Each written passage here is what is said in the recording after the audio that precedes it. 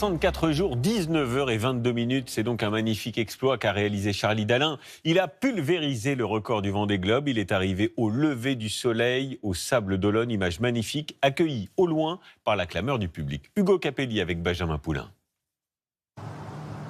À l'heure où le soleil se lève sur les Sables d'Olonne, une silhouette fait son apparition sur ce bateau. Celle de Charlie Dalin. Il vient de remporter son premier Vendée Globe. Un moment de joie, d'émotion qu'il partage avec l'escorte de bateaux venus saluer son exploit, mais aussi avec ses proches. C'était de la folie, là. Cette ligne d'arrivée avec la lumière comme ça du jour qui commençait à percer. J'ai jamais vécu ça de ma vie, c'était incroyable. C'était incroyable comme moment. C'était de la joie, c'est la plus belle ligne d'arrivée de toute ma carrière, de loin. Le Normand de 40 ans a pris sa revanche après sa deuxième place lors de la précédente édition.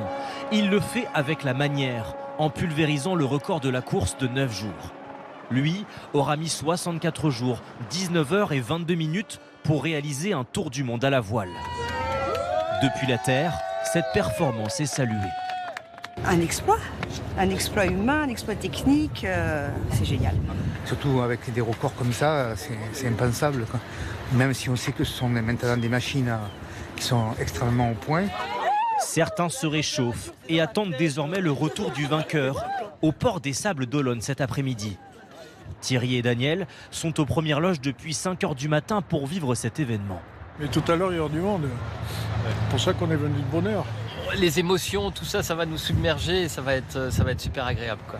Voilà. Vous avez hâte ? Ah, carrément. Le deuxième, Johan Richomme, arrivera dans la soirée. Charlie Dalin a prévu de l'attendre en dégustant un burger et des frites. Plaisir de terrien.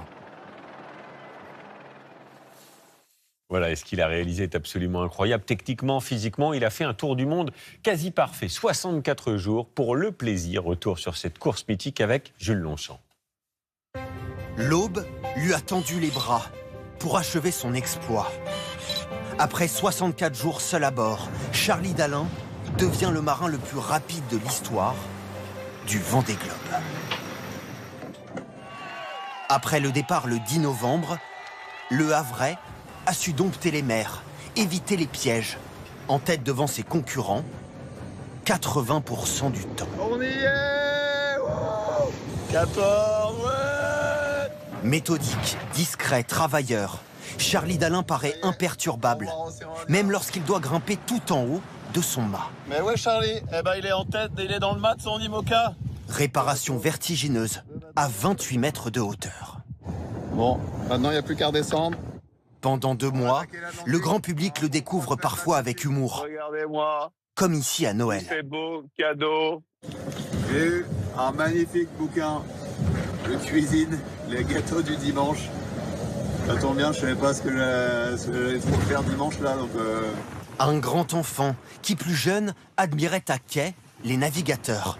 Ici en 2009, Charlie Dalin, le débutant, rêve déjà grand. Ça reste toujours un rêve de passer sur ces Formule 1. Moi, je suis plus au niveau karting, on va dire. Pour gagner le Vendée Globe cette année, Charlie Dalin a dû batailler contre Johan Richomme, son ami et concurrent. Regardez qui est là. Ce ne serait pas ce renégat de Johan Richomme. Plus rapide dans la dernière ligne droite, Charlie Dalin, classé 2e il y a 4 ans, tient enfin sa revanche.